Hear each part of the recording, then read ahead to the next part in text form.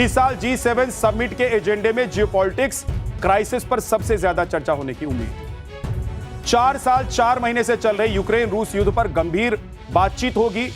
Iran Israel तनाव पर भी चर्चा होगी। आज 3 देशों के साथ बायलैटरल मीटिंग के बाद पीएम मोदी कल सिर्फ अमेरिका के साथ बायलैटरल मीटिंग करने वाले। कल भारतीय समय के मुताबिक शाम 6:15 बजे भारत और अमेरिका के बीच द्विपक्षीय बैठक होने वाली है, जिसमें ट्रेड, टैरिफ, स्ट्रेटेजिक पार्टनरशिप और वेस्ट एशिया के हालात पर चर्चा होने की पूरी संभावना। इस बैठक में इंडिया यूएस ट्रेड एग्रीमेंट को भी दोनों नेता रिव्यू कर सकते और इसीलिए कल का दिन भारत और अमेरिका दोनों के लिए अहम माना जा रहा है। लेकिन आप देखिए कि कल मोदी और ट्रंप जब आमने सामने बैठेंगे तब ये 16 महीने बाद ऐसा होगा, क्योंकि फरवरी 2025 में पीएम मोदी और अमेरिका के दौरे पर गए थे तब वो और दोनों नेताओं की मुलाकात हुई थी। तब दोनों देशों के बीच द्विपक्षीय वार्ता भी हुई थी और कई समझौते भी हुए। लेकिन आज G7 की बैठक के दौरान भी पीएम मोदी और ट्रंप एक दूसरे से मिले। G7 की इस बैठक में पीएम मोदी और ट्रंप की चेयर अलग वहां पर थी, लेकिन अगल बगल में ही। जब पीएम मोदी अपनी चेयर पर पहुंचे तब डोनाल्ड ट्रंप पहले से ही अपनी चेयर पर बैठे हुए थे। पीएम मोदी को देखकर ट्रंप उठकर खड़े हुए और गर्मजोशी के साथ उनके साथ हाथ मिलाए। आज सुबह से ही इस बात को लेकर चर्चा हो रही थी कि ऑपरेशन सिंदूर के वक्त ट्रंप की फिजूल की बयानबाजी और भारत को टैरिफ दिखाने के बाद पीएम मोदी और ट्रंप की मुलाकात कैसी रहती। आप तस्वीर देखिए कि जब दोनों नेता एक दूसरे के सामने हुए तब की तस्वीर है।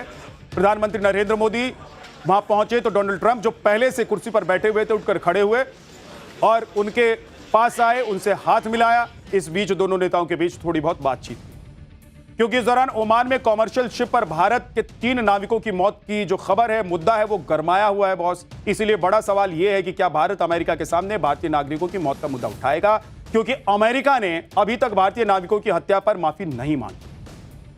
उल्टा अमेरिकी विदेश मंत्री मार्को रूबियो का रुख इस मुद्दे पर बेहद असंवेदनशील रहा। इसीलिए भारतीय नाविकों की मौत पर भारत में भारी गुस्सा है और कांग्रेस समेत कई पार्टियां अमेरिका के रवैये पर लगातार सवाल उठा रही। ट्रंप प्रशासन भारत को रणनीतिक सहयोगी बताने के बावजूद उसके साथ बेरुखी भरा व्यवहार करता है। ट्रंप के टैरिफ का सबसे बुरा असर भारत पर पड़ा, जिससे भारी आर्थिक नुकसान हुआ है। जानकारों का कहना है कि दोनों देशों के बीच भरोसे की कमी काफी ज्यादा बढ़ चुकी है, खासकर ट्रंप के पाकिस्तान प्रेम की वजह से। और इसीलिए मोदी और ट्रंप की मुलाकात पर पूरी दुनिया की नजर रहने वाली है। मोदी और ट्रंप की बैठक पर दुनिया की नजर तो रहेगी ही, लेकिन अभी फ्रांस में G7 की जो बैठक चल रही है उसे भी पूरी दुनिया टकटकी लगाकर देख रही है कि इस बैठक से क्या निकलने वाला है, क्योंकि G7 अभी भी दुनिया की सबसे बड़ी विकसित अर्थव्यवस्थाओं का ग्रुप है, जिसमें इस बार करीब 15 देशों के नेता हिस्सा ले रहे हैं, शामिल हो रहे हैं। G7 समिट का एजेंडा पहले ही तय होता है और मेजबानी करने वाला देश बैठक की अध्यक्षता भी करता है। यह व्यवस्था हर साल बदलती है, यानी कि हर साल अलग अलग देश में यह बैठक होती है और हर साल बारी बारी से G7 के देश इस समिट को चेयर भी करते हैं। इस साल G7 समिट के एजेंडे में जियोपॉलिटिक्स क्राइसिस पर सबसे ज्यादा चर्चा होने की उम्मीद है। 4 साल 4 महीने से चल रहे यूक्रेन रूस युद्ध पर गंभीर बातचीत होगी। ईरान इजराइल तनाव पर भी चर्चा होगी। गाजा, लेबनान के साथ इजराइल के आक्रामक रवैये पर भी बात होगी। मिडिल ईस्ट में सुरक्षा चुनौतियों पर भी चर्चा की जाएगी और वैश्विक आर्थिक सहयोग असंतुलन पर भी G7 के देश आपस में चर्चा करें। यानी कि शुरुआत में G7 का जो एजेंडा आर्थिक चुनौतियों और क्लाइमेट चेंज जैसे मुद्दों को हल निकालने का था, एक हिसाब से देखिए तो धीरे धीरे बदल गया। बाद में राजनीतिक और सुरक्षा से जुड़े मुद्दे भी इसमें शामिल होते चले, क्योंकि वैश्विक मुद्दों पर G7 के फैसलों का असर पूरी दुनिया पर पड़ता है। G7 यानी कि ग्रुप ऑफ 7 कंट्रीज कैसे और कब एक मंच पर आए, किस मुसीबत ने इन देशों को एक मंच पर आने के लिए मजबूर किया, आपको बताने वाला हूं। G7 दुनिया के उन 7 विकसित देशों का समूह है जिन्हें दुनिया की मॉडर्न इकोनॉमी वाला देश कहा जाता है। इसलिए मॉडर्न इकोनॉमी वाला संगठन भी America, France, Britain, Japan, Italy, Canada और जर्मनी G7 के सदस्य। जिस तरह से सभी ईरान युद्ध के दौरान पूरी दुनिया में तेल का संकट खड़ा हो रहा था और सब देख रहे थे, उसी तरह 1973 में जब दुनिया भर में तेल का संकट पैदा हुआ था, तब इस संकट से निपटने के लिए 1975 में America, France, Italy, West Germany और ब्रिटेन ने G6 ग्रुप बनाया था। और इसके बाद 1975 में फ्रांस में G6 की पहली समिट हुई, यानी कि बैठक। अगले साल यानी कि 1976 में कनाडा के जुड़ने के बाद ये G7 बन गया। 1998 में रूस के शामिल होने के बाद इसका नाम G8 कर दिया गया। 2014 में रूस को G8 से बाहर निकाल दिया गया। इसके बाद फिर से इस संगठन में 7 देश बचे और इसका नाम G7 कर दिया गया। यानी G7 को दुनिया का सबसे अमीर संगठन कहा जाए तो गलत नहीं होगा, क्योंकि आप देखिए कि दुनिया की जीडीपी में 28.4% हिस्सा G7 का ही, और इसीलिए ग्लोबल ट्रेड यानी कि पूरी दुनिया में होने वाले कारोबार पर G7 का दबदबा रहा है।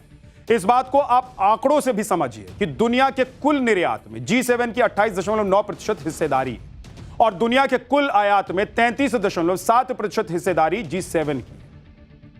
2000 में G7 के देशों की वैश्विक जीडीपी में हिस्सेदारी 40% थी। हालांकि बाद के सालों में इसमें करीब 12% की गिरावट दर्ज की गई। लेकिन आप देखिए कि वैश्विक आबादी में G7 का जो हिस्सा है वो 10% का है। फिर भी ये 10% की आबादी की ग्लोबल परचेजिंग पावर ऐसी है कि इस मामले में G7 का एकाधिकार है पूरी दुनिया के बाजार।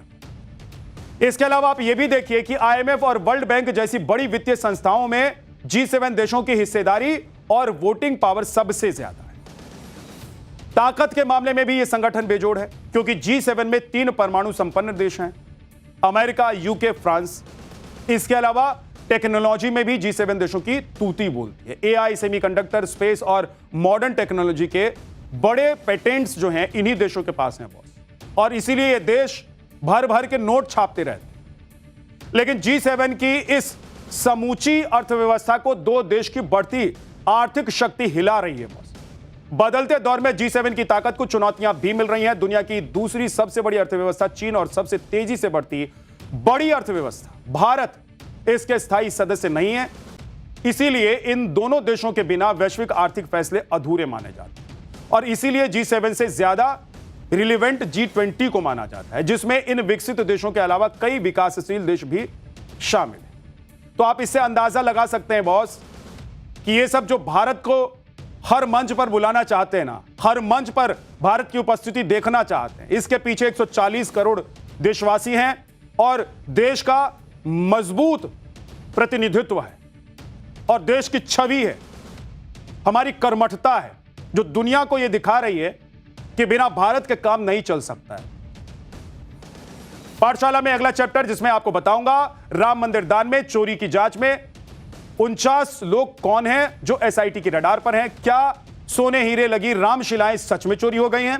50 करोड़ की संपत्ति, लिफ्ट वाला मकान, ऑटो ड्राइवर ने कैसे खड़े कर लिए होटल, ग्राउंड से रिपोर्ट दिखाने वाला। राम मंदिर में चढ़ावे की चोरी की अफवाह का मामला गर्माता जा रहा है।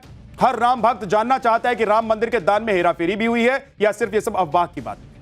आज एसआईटी की जांच का भी दूसरा दिन था। कल 8 घंटे की जांच हुई थी, आज भी कई घंटों तक एसआईटी की टीम ने मंदिर पहुंचकर जांच की। बताया जा रहा है कि आज गिनती में लगे लोगों से पूछताछ हुई, जो दान जो चढ़ाया जाता है मंदिर में उसकी जो गिनती करते हैं उन लोगों से पूछताछ हुई। राम मंदिर ट्रस्ट के लोगों से भी इस मामले में पूछताछ हुई।